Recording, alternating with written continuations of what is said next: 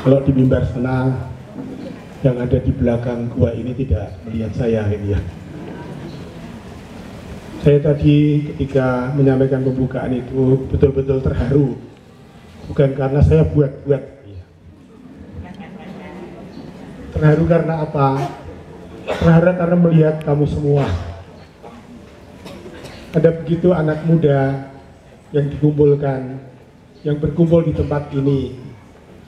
Anak-anak muda yang terlibat sungguh-sungguh dalam kehidupan menggereja, menjadi putra altar, menjadi putri altar, menjadi putri sakristi dan lain-lainnya. Anda betul-betul terlibat dalam suatu tempat dan peristiwa ketika semua umat Katolik itu yakin betul berkumpul untuk merayakan Ekaristi yang menjadi sumber dan puncak kehidupan beriman kita. Kehadiran Anda didukung oleh para suster, bruder, frater, imam yang ada di Keuskupan Agung Semarang ini. Saya menyaksikan vandel-vandel yang ada di sekeliling kita. Lebih dari 50 tarikat-tarikat imam, suster, bruder yang ada di Keuskupan Agung Semarang ini. Apakah itu semua sudah hadir? Saya tidak tahu. 75. Ya, jadi sungguh-sungguh banyak tarekat-tarekat imam, bruder, suster itu betul-betul terpikat pada Keuskupan Agung Semarang sejak dulu. Sudah 75 tahun usia Keuskupan Agung Semarang, tetapi meskipun begitu tetap memikat, menarik tarekat-tarekat imam, bruder, suster untuk datang ke sini dengan suatu maksud supaya anggota-anggotanya tambah. Dari mana? Dari antara kamu, para putra-putri altar, para putri sakristi. Saya betul-betul terharu karena menyaksikan suatu tanda yang memastikan bahwa gereja meskipun sudah berusia 75 tahun tetap masih memiliki masa depan. Itu yang sungguh membuat saya terharu tadi. Apalagi saudara terkasih, Injil yang kita dengarkan ini juga berkaitan dengan seorang anak perempuan. Umurnya berapa? 12 tahun. Apakah ada anak perempuan yang sekarang ini hadir umurnya 12 tahun?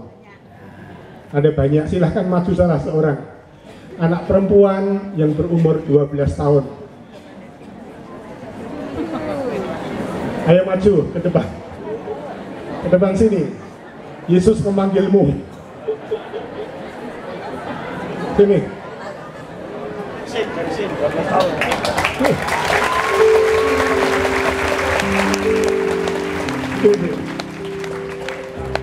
Siapa namamu? Mila. Namanya Mila. Kamu dari paroki mana? Lepu. Dari paroki? Lepu. Umurmu berapa? 12. 12 tahun, tepatnya pada hari apa? Tanggalnya? Ya, tanggal 5.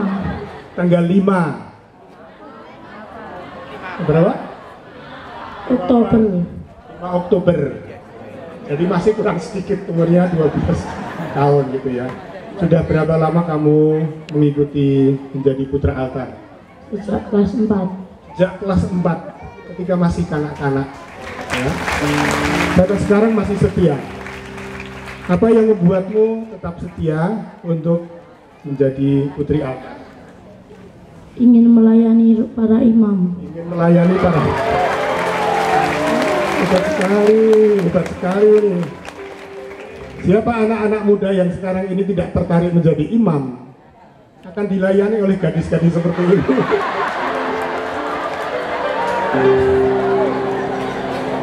Tugasmu adalah menjadi putra-putri altar kan? Itu juga disebut sebagai misdinar. Misdinar itu artinya sama, yaitu pelayan altar yang mendampingi imam-imam untuk merayakan Ekaristi. Kamu tahu apa mengenai apa yang kamu rayakan dalam Ekaristi? Tentang Ekaristi apa yang kamu ketahui? Tentang Ekaristi, tentang misa suci, apa yang kamu ketahui?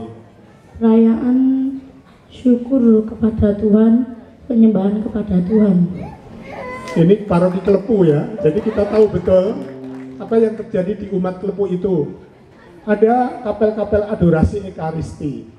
Ya, di Jatiningsih ada kapel adorasi Ekaristi, di pojok ada kapel adorasi Ekaristi, lalu di mana lagi? Ya, sedang Jatiningsih sudah. Ini suasana yang dibentuk oleh paroki itu. Ekaristi menjadi tempat ketika orang-orang itu bersembah sujud kepada Yesus yang ada dalam Sakramen Maha Kudus. Apa yang kamu alami? Apa yang kamu alami kalau kamu ada di Misan dalam waktu merayakan Ekaristi? Kehadiran Tuhan Yesus. Kehadiran Tuhan. Itu bagaimana? Hatinya senang karena Tuhan Yesus ada di dalam hati. Hatinya senang karena Tuhan Yesus ada dalam hatinya.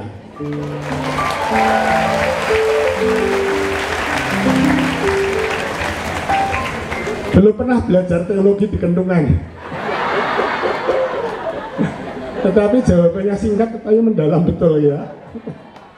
Terima kasih sekali atas pengalamanmu ini. Apakah suatu ketika kalau dalam hatimu terusik bahwa Tuhan memanggil untuk menjadi suster, kamu akan menjawab apa? Iya.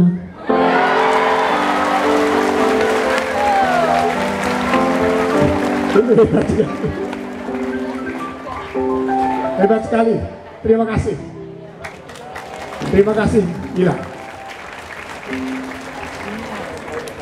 Dalam Injil memang ada cerita tentang seorang anak perempuan yang berusia 12 tahun yang membuat hati Yesus terharu. Sampai ia tidak memperhitungkan apa yang dikatakan orang tentang anak itu. Banyak orang sudah mengatakan ini sakit, bahwa di antara anggota keluarga yang mengatakan apa perlunya Tuhan Yesus datang, sudah mati, tidak perlu datang daripada menyusahkan guru. Tapi kita saksikan dalam cerita tadi, Yesus itu tetap yakin apapun yang dikatakan orang, entahlah, tetapi saya akan datang kepada anak itu. Hebat sekali Tuhan kita Yesus Kristus. Ya, tidak tergantung pada gosip-gosip apa yang diceritakan oleh orang. Ia mempunyai pendirian yang kuat. Aku akan datang untuk menyembuhkan orang itu. Karena memang bukan mati tetapi dikatakan dia tidur gitu.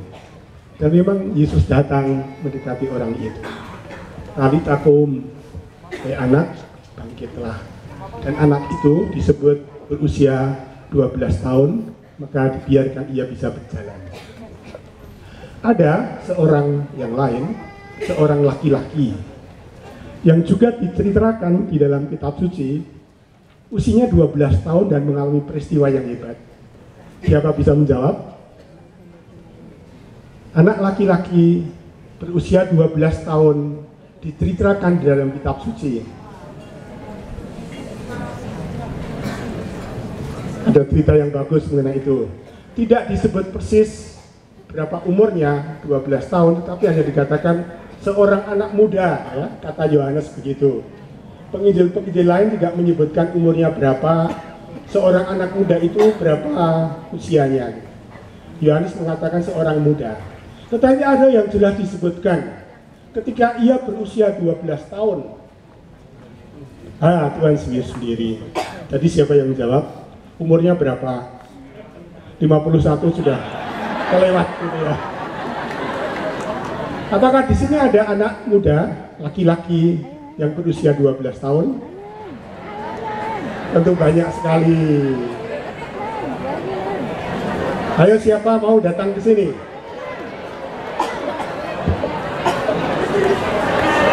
Oke, datang, silahkan.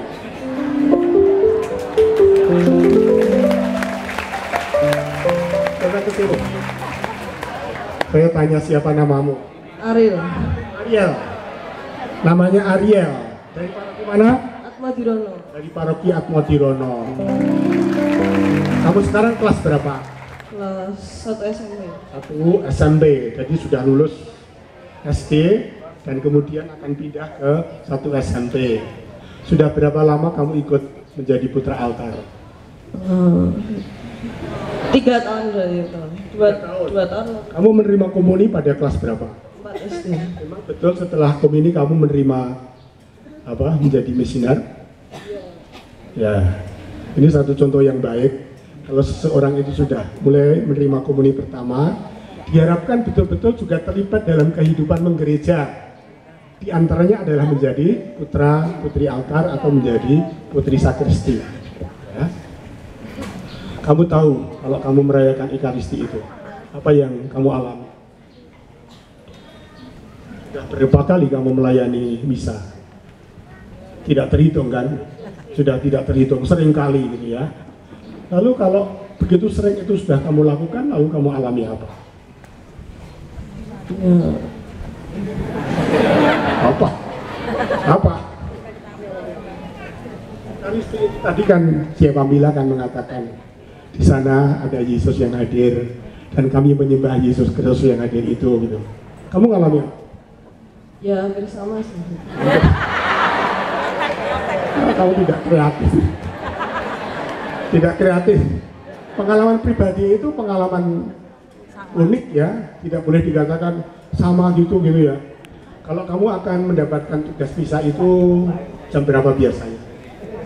Ya tergantung sih, sore biasanya, Sabtu. Biasanya sore.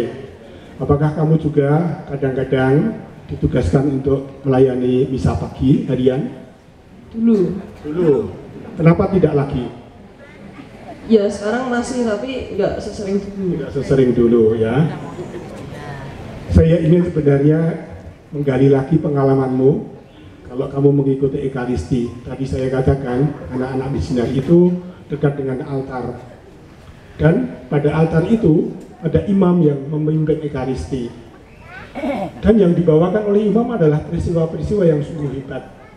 Saya katakan hebat karena apa? Karena pada waktu Ekaristi imam itu berdoa kepada Bapa supaya mencurahkan Roh Kudus agar apa? Agar roti dan anggur itu bagi kita semua menjadi tubuh dan darahnya. Dengan mengatakan itu, imam-imam tidak menjadi tukang sulap dan juga tidak mau menjadi tukang sulap, tetapi mau menegaskan suatu kenyataan yang baru, peristiwa yang dahsyat, bahwa roti dan anggur itu menjadi tubuh dan darah Kristus. Pernah kamu kepikiran sampai situ? Pernah, ya pernah. Lalu tapi apa? Tapi belum mendalam. Belum mendalam ya. Apakah kamu ingin mendalami pengalaman itu? Ya, kalau suatu ketika Tuhan itu memanggil kamu menjadi imam misalnya begitu, kamu kan sudah mau masuk kelas 1 kan? Nanti kelas 2, lalu kelas 3, lalu Romo Paroki mengumumkan calon-calon yang ingin masuk seminari silahkan mendaftarkan diri menghubungi Romo Paroki. Apa yang akan kamu? Ya kalau mau nanti bisa ngomong mau, kalau enggak ya belum tahu lah. Ora teko. Ini modelnya anak-anak sekarang seperti itu ya. Penuh semangat gitu, tapi ketika ditanya agak mendalam itu lalu ya ora teko.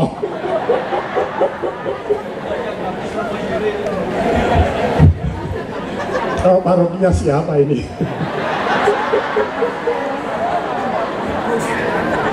Saya juga ingat peristiwa yang terjadi ketika saya berusia 12 tahun.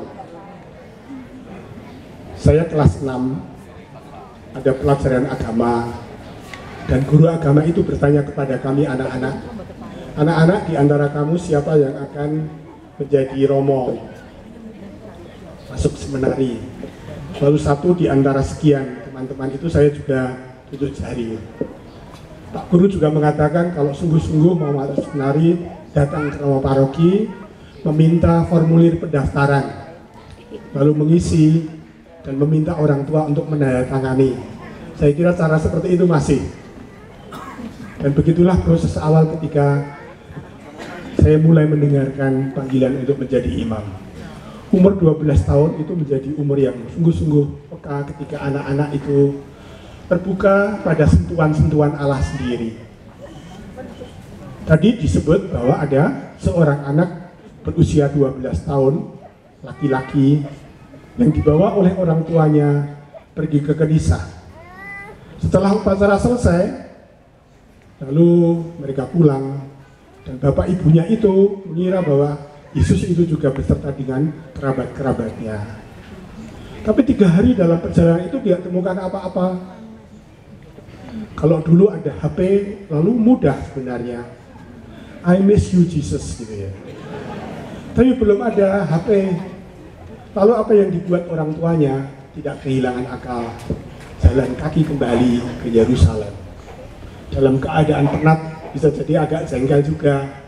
Sampai Maria itu ketika ketemu dengan Yesus, memang terheran-heran karena anak ini berada di kalangan orang-orang tua, ahli-ahli Taurat dan kaum Farisi itu.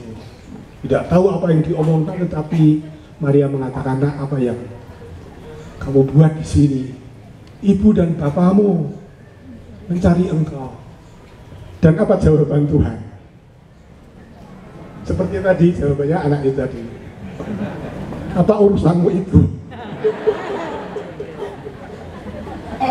Apa urusanmu ibu? Aku kan berada di rumah Bapa. Tetapi dalam jawaban itu tadi terkandung suatu makna yang sangat mendalam. Mendalam karena apa? Orang-orang Farisi, ahli-ahli agama itu tadi berpikir Tuhan memang bersemayam di kenisah itu sebagai hakim yang sungguh-sungguh adil, mengganjar yang baik dan menghukum yang bersalah. Tetapi Yesus mengalami pengalaman akan Allah yang berbeda dengan mereka itu. Yesus mengalami Allah itu sebagai Bapa. Tentu ini juga tidak jauh dari pengalaman sehari-hari. Memang ia hidup di tengah-tengah keluarga Nazaret. Dan memang begitulah ia kemudian kembali ke Nazaret untuk hidup dalam jangka waktu yang cukup lama. Tentu ia belajar untuk menghidup-hidupkan pengalaman yang paling dasar bahwa Allah itu adalah Bapa.